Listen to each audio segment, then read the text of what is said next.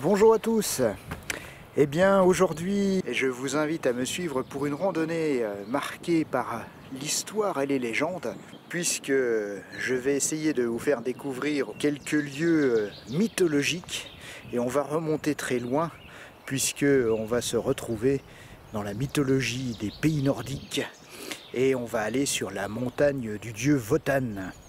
Alors pour préciser un petit peu le lieu où je vous accueille, là vous voyez derrière moi la plaque, je suis au carrefour Curtrain, 640 mètres d'altitude, juste un petit peu après la commune de Dabo, à la limite entre le département de la Moselle et celui du Bas-Rhin. Et donc on va aller visiter quelques sites emblématiques qui se trouvent sur cette ligne de frontière entre les deux départements, des rochers remarquables et puis un château fort que je vais essayer de vous faire découvrir. On verra bien si j'arrive à tout faire aujourd'hui. Bref, c'est toujours la surprise quand on démarre une randonnée.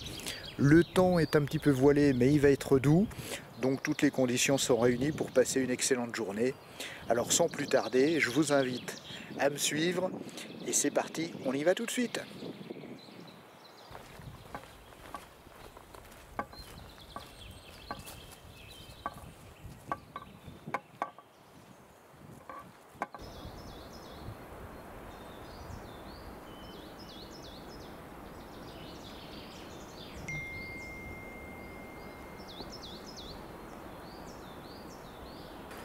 Comme je vous le disais, on est un petit peu plus au nord des sentiers que j'ai l'habitude de vous montrer. On est de façon un petit peu drôle au sud des Vosges du Nord et on sent très bien l'influence culturelle germanique beaucoup plus forte ici, puisque les histoires et les légendes que je vais vous raconter sont très nettement empreintes de cette tradition germanique. Alors je vous ai parlé du dieu Wotan et je vais présenter un petit peu le personnage plus en détail pour ceux qui ne connaissent pas. Alors Wotan, c'est le principal dieu de la mythologie germanique et nordique. Il était à l'origine le dieu de l'orage et représenté sous la forme d'un cavalier. Il parcourait les airs à la poursuite d'un gibier fantastique, chevauchant un cheval nommé Sleipnir. Cet animal mythologique avait 8 pattes et aucun obstacle ne pouvait l'arrêter. Il faut savoir aussi que Wotan est plus connu sous le nom d'Odin. Là tout de suite ça parle beaucoup plus. Alors il est constamment accompagné de 2 corbeaux, Hugin la pensée et Mugin la mémoire. D'ailleurs sur notre parcours, nous allons passer par un des Krappenfels, le rocher du corbeau, et qui est justement, il s'appelle le rocher du corbeau justement en lien avec cette légende de Wotan. Le rôle de ces corbeaux, c'est d'aller parcourir la campagne et d'interroger les vivants et les morts. Et ils font leur rapport quotidiennement à Wotan. Ce dieu a son trône dans une vaste salle qui se nomme le Valhalla. Là aussi, ça parle plus. Cette salle est munie de 540 portes. Et si je ne me trompe pas dans mes chemins, normalement, je devrais vous faire découvrir l'une de ces portes aujourd'hui. Le Valhalla, bien sûr, c'est la salle où festoient les valeureux guerriers qui sont morts sur les champs de bataille et qui, par leur bravoure, ont mérité leur place auprès du dieu des dieux. Voilà un petit peu pour planter le personnage et puis pour donner une base d'explication aux différents lieux que je vais vous montrer.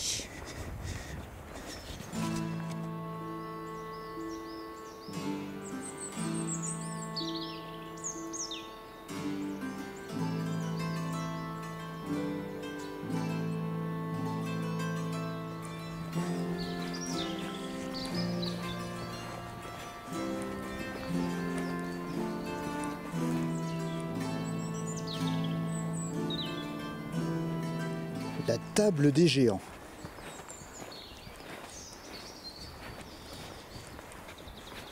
On pourrait penser qu'il s'agit d'un dolmen, mais pas du tout. Il s'agit d'une formation naturelle et non pas d'une construction humaine. C'est simplement des couches de grès de densité différentes qui sont érodées de façon plus ou moins uniforme pour créer cette forme.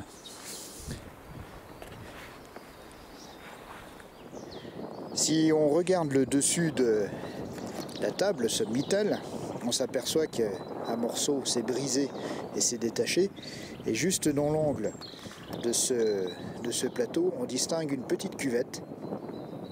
Alors certainement que chez nos lointains ancêtres celtiques, cette concrétion naturelle a été vue comme un signe des dieux et certainement utilisée pour certains rites.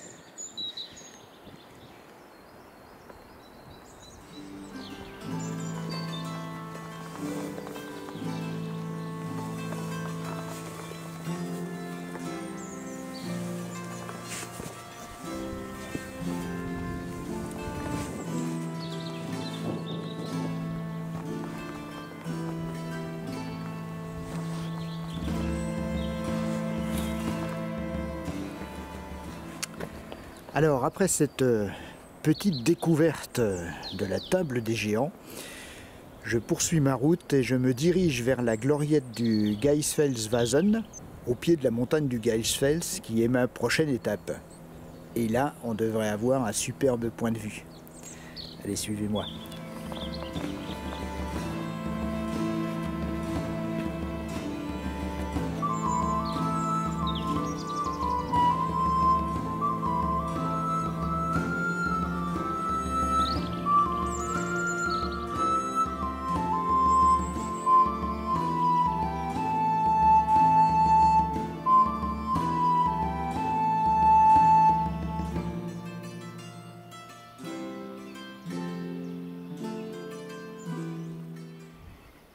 Voilà, alors ce que je vous montre à l'écran là, c'est pas les lignes haute tension, hein, ça c'est un ajout moderne, mais la petite roche qui est au pied, qui est la roche du Geisfels, le rocher de la chèvre.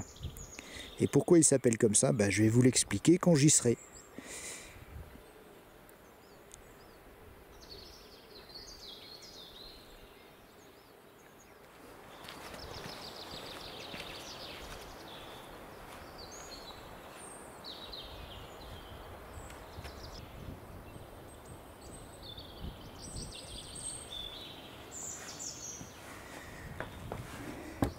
La petite gloriette, donc un lieu sympathique. Bon, c'est pas l'abri le mieux abrité, c'est le cas de le dire, mais bien agréable, avec une table conviviale pour partager entre amis une bonne pause repas, et puis des petits aménagements extérieurs. Et donc moi, je vais continuer par là-bas.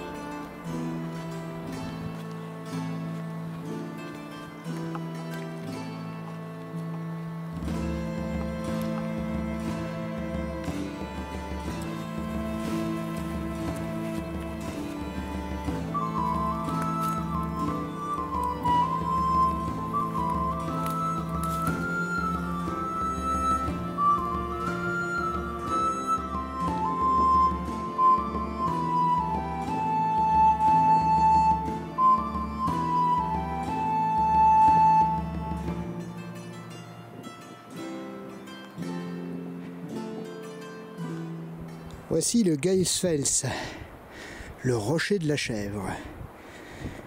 Alors, je vais essayer d'y aller méthodiquement en commençant par le bas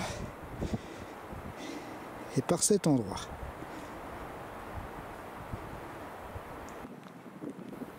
Le Geisfels, le rocher de la chèvre. Alors pourquoi ce nom? Eh bien son nom rappelle le mythe nordique de la chèvre Edrún qui abreuvait les valeureux guerriers du Valhalla, avec son lait qui leur conférait l'immortalité.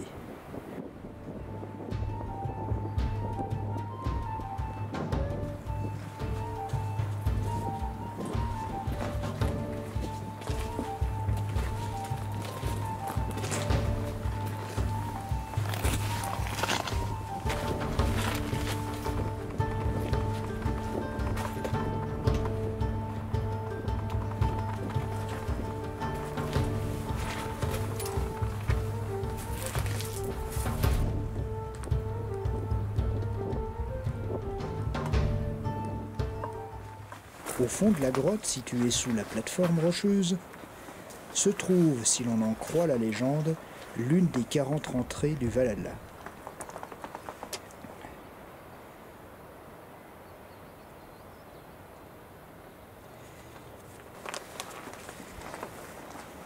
C'est peut-être d'ici que s'élance Wotan à la tête de son armée sauvage au cours des Runarth. Lors des nuits de tempête, le vent hurle autour du Geysfell et des témoins affirment avoir entendu dans ces conditions les hurlements et les cliquetis des armes des héros du Valhalla.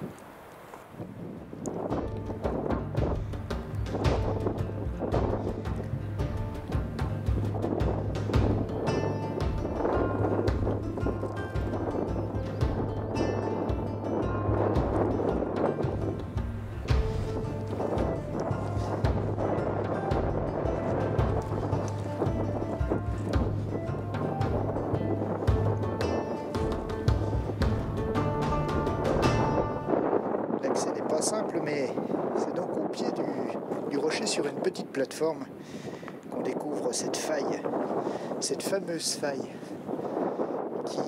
qui serait une des portes du Valhalla et par laquelle descendrait le lait de la chèvre Edrún.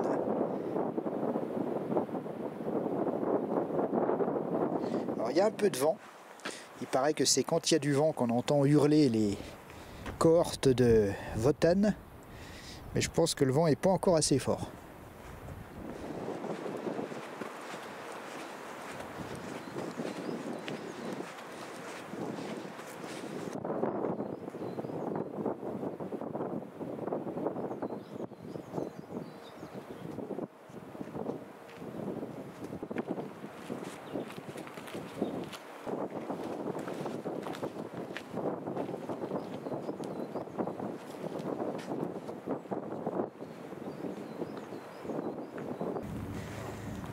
Magnifique panorama depuis le sommet de cette roche,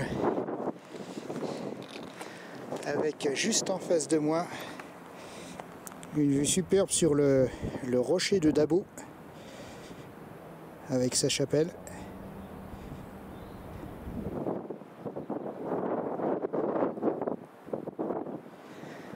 Et puis un panorama magnifique.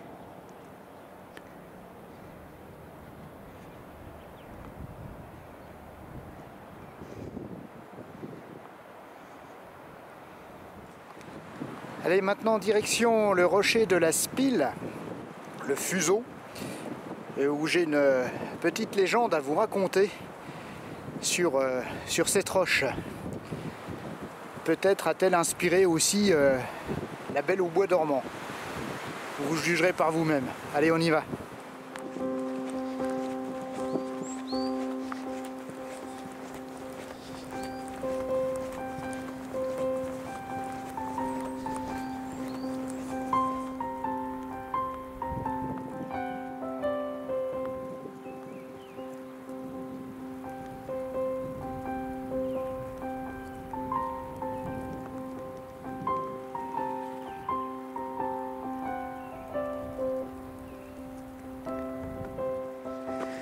Le voilà, cet impressionnant monolithe caché dans la forêt. Alors une fois de plus, c'est quelque chose de totalement naturel et peut-être surnaturel. Je vais vous expliquer ça. Selon la légende, la spile serait la pointe du fuseau du rouet de Berchta. C'est le nom alsacien de Freya, qui est l'épouse de Wotan. Elle a été punie pour avoir oublié d'arrêter son rouet pendant la période des Runartes. C'est les 12 nuits d'épouvante qui séparent Noël de l'Épiphanie, compromettant ainsi la renaissance du soleil et le salut des enfants mort-nés errant dans les limbes. Alors selon la tradition, le travail au rouet devait être interrompu entre le 23 décembre et le jour des rois. Cette période de l'année est qualifiée de Runart, nuit de l'effroi. Jusqu'au 23 décembre, les jours raccourcissent car le soleil, fasciné par la roue des fileuses, se laissait entraîner par ses trous dans l'obscurité. L'arrêt des fileuses, le 23 décembre, donnait au soleil le signal d'inverser sa course, sinon toute la création était condamnée. Le malin, dont le but est de détruire toute chose, était à l'affût. Il sait que la chose la plus merveilleuse pour les fileuses est de filer des fils d'argent. Il se présenta donc à la porte de Dame Berchta et lui proposa gratuitement les fils d'argent. Dame Berchta se laissa prendre à ce piège et commença immédiatement à filer, oubliant qu'on était le 23 décembre. Elle était tellement fascinée que le rouet vrombissait comme jamais. Le créateur, voyant son œuvre menacée, déclencha un terrible orage. La foudre détruisit la maison de Dame Berchta. Seul le fuseau de son rouet subsista sous la forme de la spile. Durant ces fameuses Runartes, si vous collez votre oreille contre le monolithe, vous pourrez entendre travailler Dame Berchta. Voilà cette légende. Il y en a d'autres, mais je me cantonne à la plus répandue. À vous de trouver les autres légendes, c'est assez facile, je vous le confie. Voilà.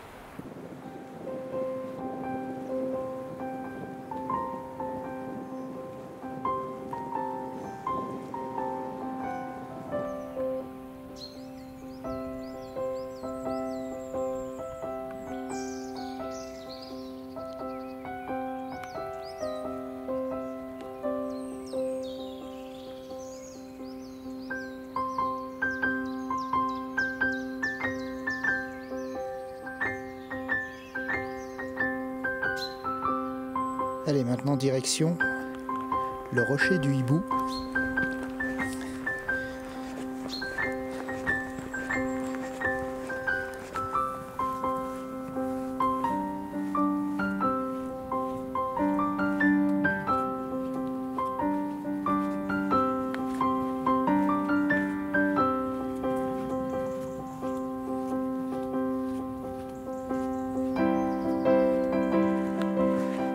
Voici le rocher du Hibou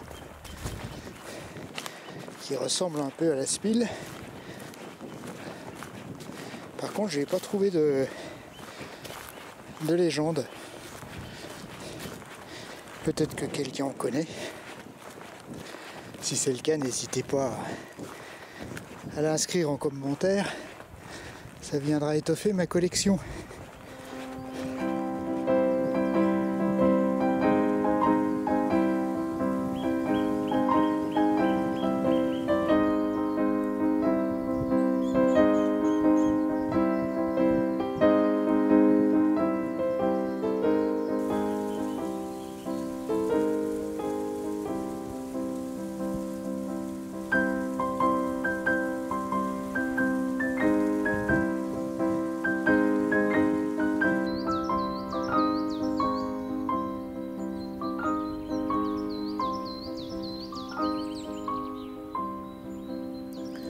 Eh bien, j'ai trouvé mon petit coin pour la pause déjeuner, pas très loin de la maison forestière. Une petite clairière avec tout l'équipement. Le pain, le chili, le café qui chauffe, du soleil mais pas de trop. Tout est donc impeccable pour cette petite pause. Et je vous reprends après pour aller sur la montagne de Wotan. Vous allez voir, normalement ça devrait être bien.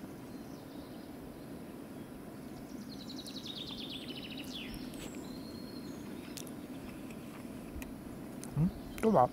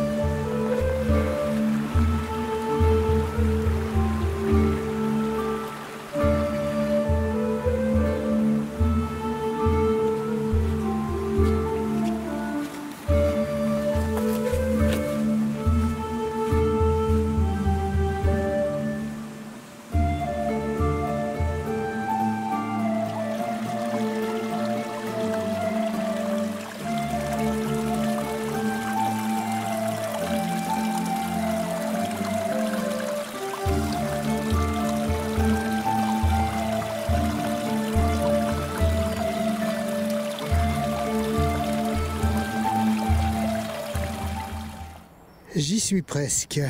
Donc on voit la table sommitale du Wüstenberg,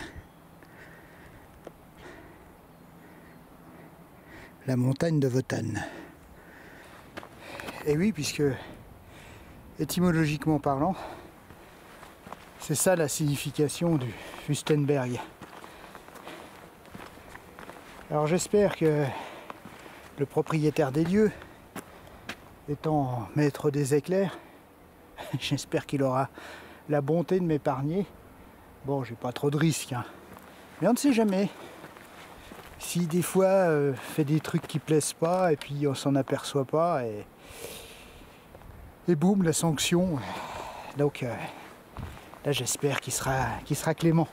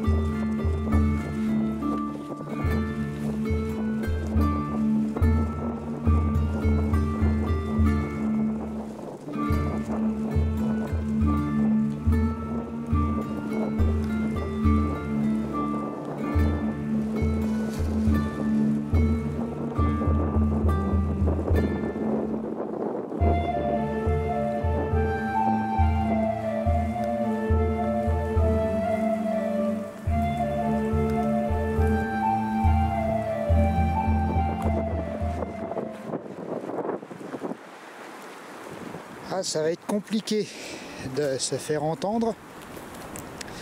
Il y a eu un peu de travaux forestiers ici sur le sommet du Wüstenberg. Je suis arrivé alors sur la pointe nord de cette table rocheuse.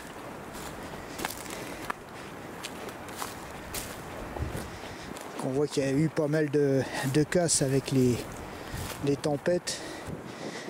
Et même les arbres remarquables ont souffert.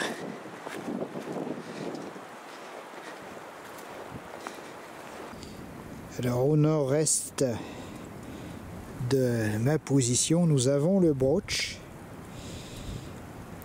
En face là. Et sur ce massif, il y a le premier Krappenfels. Vous vous souvenez ce que je vous avais dit tout au début de la vidéo? Le rocher du corbeau, le premier corbeau de Wotan. Eh bien, il est là-bas. Et le second, eh bien, il va être tout au sud de cette table rocheuse. Et on va y passer. Voilà. Alors, on retrouve aussi quelques vestiges. Alors celui-là, je ne sais pas s'il est tout à fait authentique ou s'il a été remonté. Il y a des vestiges de murailles qui doivent être à peu près aussi anciennes que celles que l'on trouve à Saint-Odile, le fameux mur païen.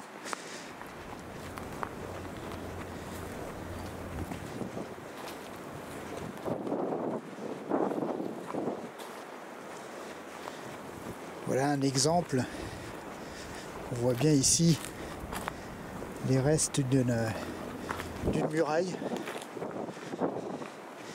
D'ailleurs, il s'appelle aussi le mur païen, comme à Saint-Odile. Mais la section est bien plus courte là. Enfin, ce qui signifie que le site, de par sa configuration, est occupé, enfin servi depuis très très longtemps. On y parle de Wotan, mais c'est aussi pour marquer à la fois l'importance que pouvait avoir ce site et puis son ancienneté dans la fréquentation certainement cultuelle de chez nos ancêtres.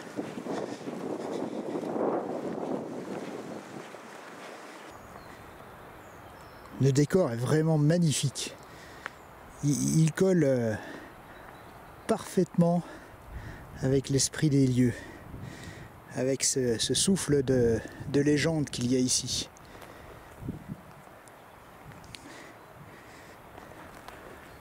On pourrait presque se croire dans un décor de théâtre.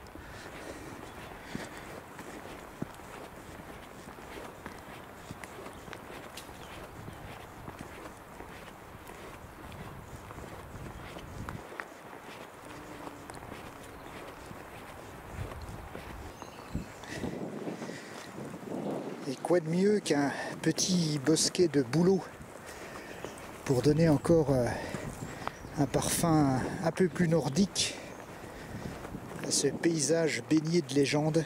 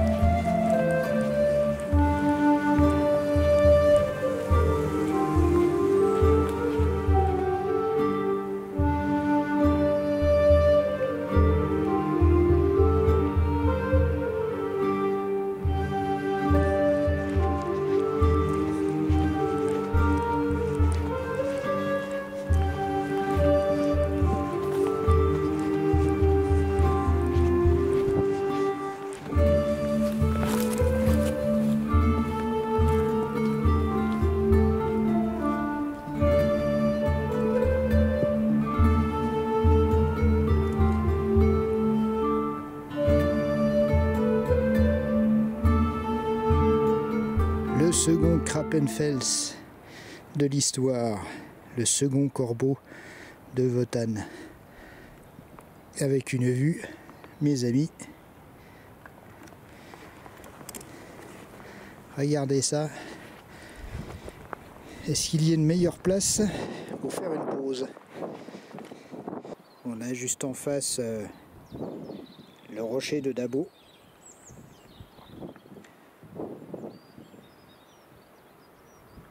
Une magnifique vue. Et puis, si je vais un petit peu sur la gauche, on va reconnaître des éléments moins jolis et plus modernes. La ligne à haute tension et donc le rocher de Geisfels où j'étais ce matin qui se trouve là-bas.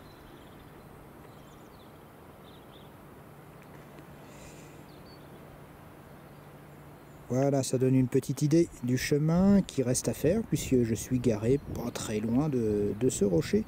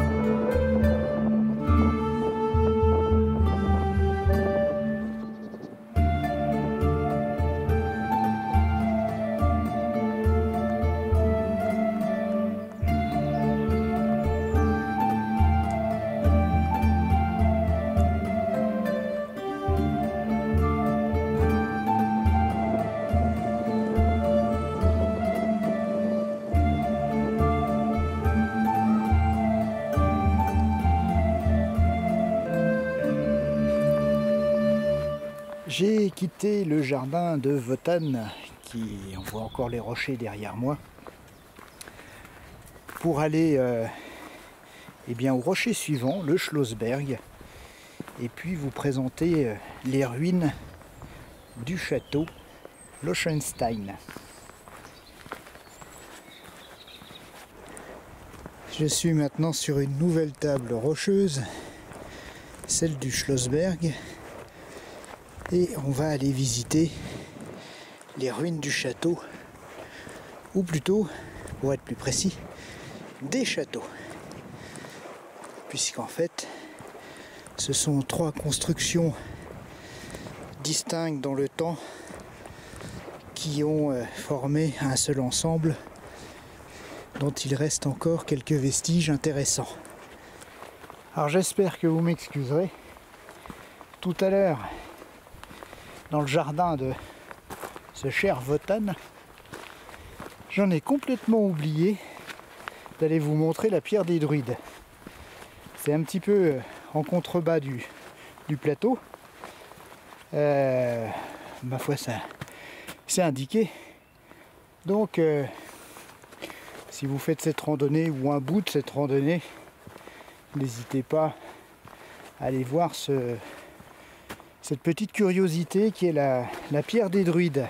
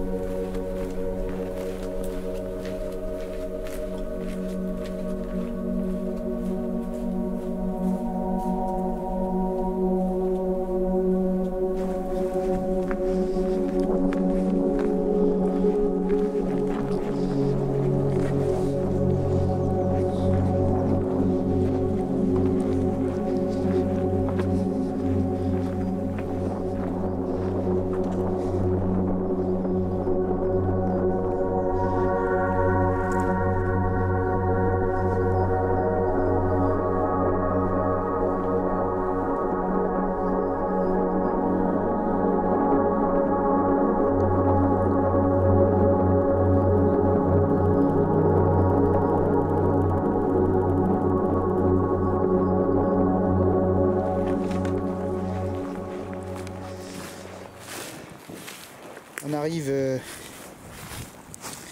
sur des vestiges du 3e château, le plus petit.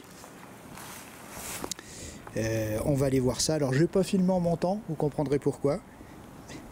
Voilà, cette partie là c'est fait. Et maintenant,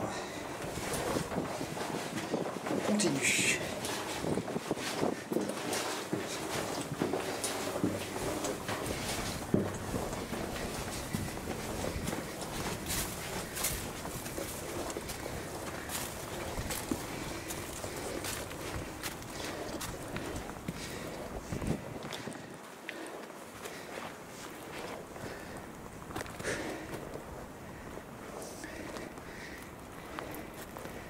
Alors c'est pas la vue la plus dégagée, mais ça permet de faire un petit point.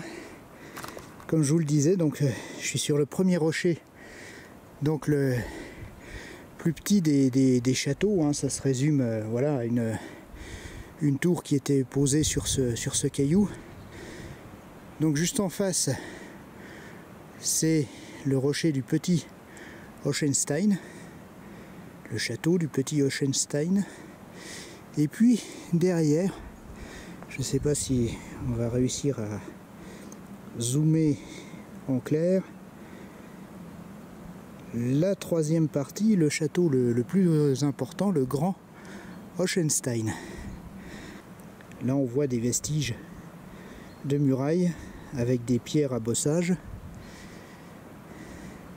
Et puis au pied de ce rocher, on voit bien, avec la mousse qui les recouvre, d'autres pierres de taille qui se sont effondrées avec le temps.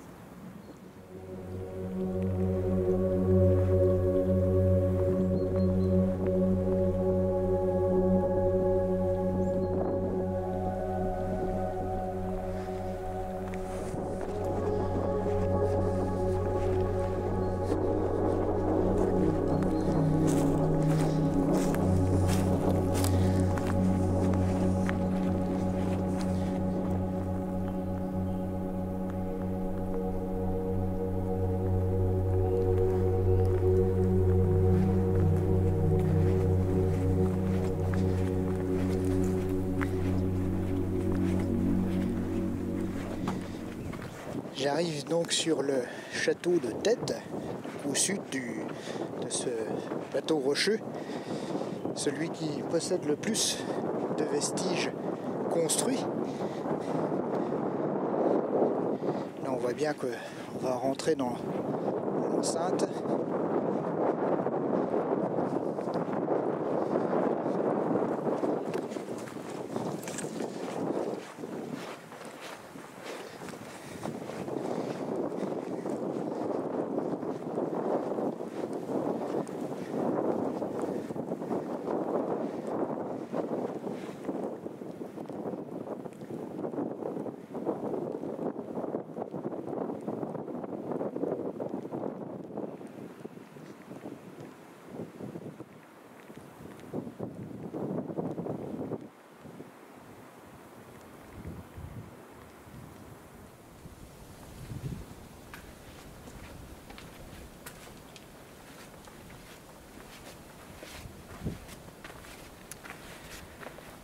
Voilà, j'ai un petit peu de mal à trouver un coin où le vent n'est pas trop fort pour vous donner quelques explications sur ce château. Alors très rapide parce qu'il a une histoire extrêmement longue et je ne voudrais pas finir à la frontale pour vous parler de ça. Alors, comme je vous l'ai expliqué, donc, le château, enfin l'ensemble castral est bâti sur 3 éperons rocheux, ce qui constitue en fait 3 châteaux différents qui ont été au fur et à mesure des modifications reliés entre eux. Donc on a le grand Hohenstein, le petit Hohenstein et le troisième qui est le premier qu'on a vu, qui est certainement le château de Wachelheim. Alors c'est un château qui fait l'objet d'un classement au titre des monuments historiques depuis décembre 1898, donc c'est pas nouveau. Il a été construit certainement à la fin du XIIe siècle et il s'inscrit dans un ensemble de châteaux vosgiens proches de Saverne qui défendaient un passage stratégique entre la plaine d'Alsace et la Lorraine. La seigneurie d'Hohenstein a été taillée dans les terres de l'abbaye de Marmoutier par l'évêque de Metz. La première mention du seigneur de Hohenstein date de 1187. Il s'agissait de Burkhardus d'Hohenstein.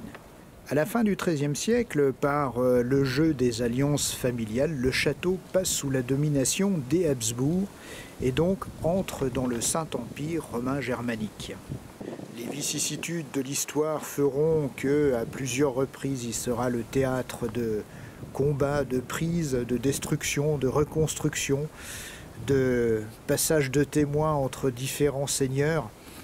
Je vous passe un peu tous ces épisodes qui sont longs, pour arriver en 1559, alors qu'il faisait l'objet de nouvelles modifications pour s'adapter aux armes à feu, un incendie réduit le château à l'état des ruines.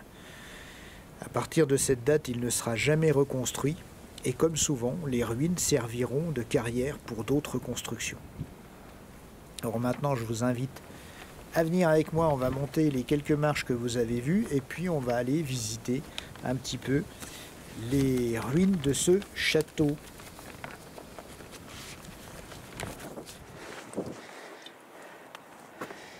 Là, les vestiges du donjon.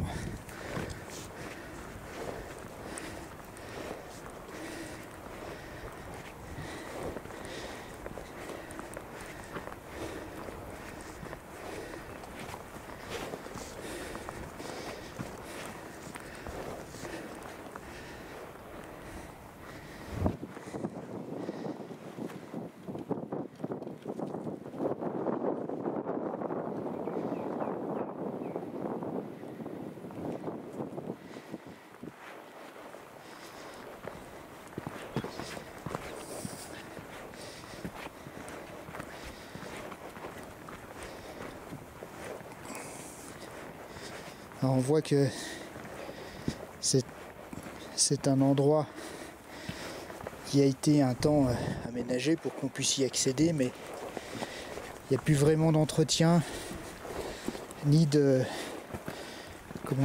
pas de restauration, mais de maintien de l'existant. Donc c'est des constructions qui ont tendance à se dégrader rapidement, et on voit l'escalier d'accès à cette tour, enfin ce qu'il en reste, et souvent, et le risque ici c'est que cette partie sommitale du château ne soit bientôt plus accessible. Et ici, encore pas mal conservé, la citerne. Un beau morceau d'architecture. Et puis toujours la vue magnifique.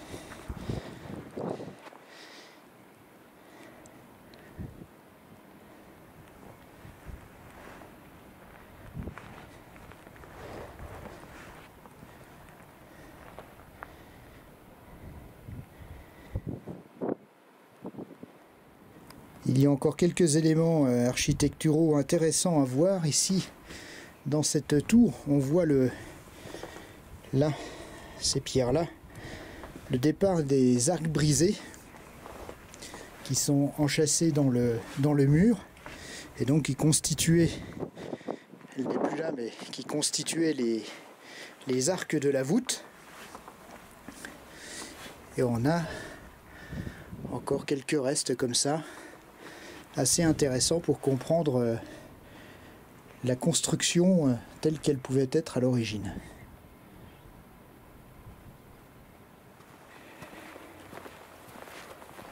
Et bien voilà, il me reste 1,5 km, 2 km avant de retrouver la voiture.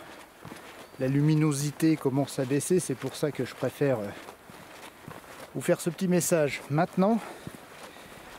J'ai quitté la petite gloriette où je suis repassé, celle de ce matin, pour faire une petite pause. Et puis, ma foi, le temps est venu de vous dire au revoir. J'espère que cette balade historico-légendaire vous a plu. C'est un endroit, enfin, c'est un secteur, je dirais plutôt, vraiment magnifique, avec des surprises un peu partout.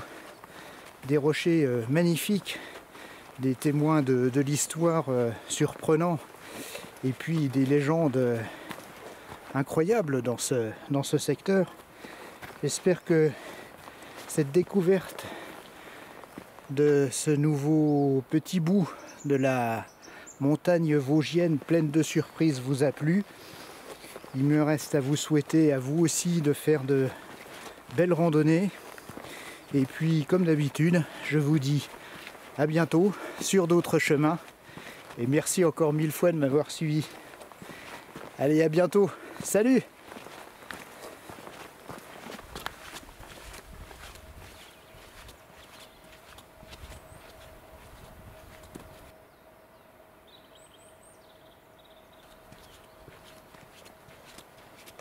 Ben alors, qui c'est qui me ramène la caméra? Faut que je fasse tout ici, moi, maintenant.